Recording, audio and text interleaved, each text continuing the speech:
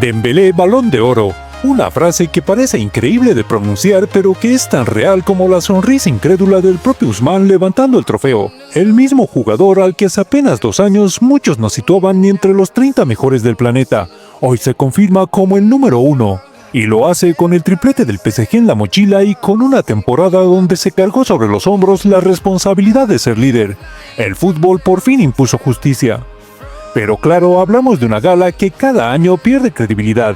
Por segundo año consecutivo, el Real Madrid estuvo ausente de la escena, y esa ausencia lo dice prácticamente todo. El club más grande del planeta ausente en un evento que pretende ser la referencia del fútbol mundial.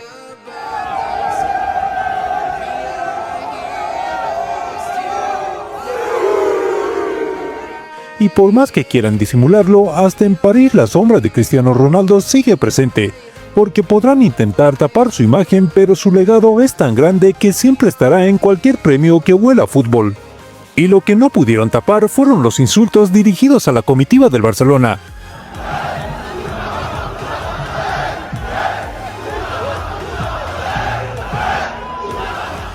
Sí, ese club que cada año pretende monopolizar los focos terminó siendo protagonista por los abucheos y las caras largas. Y para añadir más leña al fuego, France Football repartió caramelos para mantener a todos contentos. El trofeo Copa fue para Lamine Yamal, un premio que para muchos fue el premio consuelo de turno, porque si hablamos de méritos, ese trofeo tenía nombre y apellido, Desiré Doué, el chico del PSG que hizo mucho más méritos en la temporada, pero que quedó opacado por el marketing culé, y por un France Football que vuelve a equivocarse por otro año consecutivo. Y la contradicción es totalmente evidente. Ahora para el trofeo Copa no cuentan las actitudes fuera del campo como las fiestas y los comportamientos de Yamal que ya son Vox Populi, pero para premiarlo sí cuentan las portadas y el ruido mediático. Mientras tanto, jugadores como Hausen se cuelan en el 6º puesto del Copa, demostrando que la seriedad de esta gala está más que entredicho. El caso Vinicius es otro ejemplo. El año pasado fue el mejor del mundo, levantó títulos internacionales con el Madrid y ahora lo relegan al puesto 16. ¿Qué cambió? Pues me temo que la necesidad de ajustar el guión del marketing. Y como guinda del pastel, la imagen de Figo sentado junto a Stoichkov, con una relación quebrada desde que el portugués dio el paso más polémico de su carrera. Hasta en el reparto de asientos, la gala ofreció su dosis de morbo y maltrato a cualquier atisbo que suene a Madrid.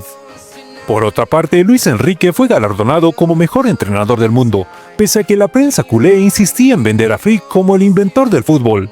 Donnarumma fue el mejor portero y el PSG mejor club del mundo. Pero al final, lo verdaderamente importante es que Dembélé con su fútbol dejó en evidencia al marketing. Mientras Lamine Yamal ponía cara de desagrado y ni siquiera tuvo la decencia de levantarse a felicitar al nuevo rey, Dembélé recogía su Balón de Oro con humildad sin dedicarle una sola palabra. El contraste fue brutal, una sonrisa sincera frente a un gesto de arrogancia de adolescente. La foto final lo resume todo, el fútbol sonriendo y el marketing desencajado.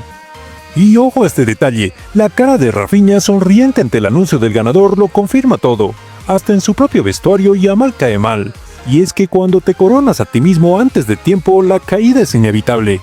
Hoy en cambio ganó el fútbol, perdió el marketing. Y por más relatos que quieran construir, en la historia quedará que el Balón de Oro 2025 fue para Ousmane Dembélé, un futbolista que con justicia se ganó el respeto del mundo. Y en contraste, ahora los campos de España ya tienen a su nuevo rey del balón de playa.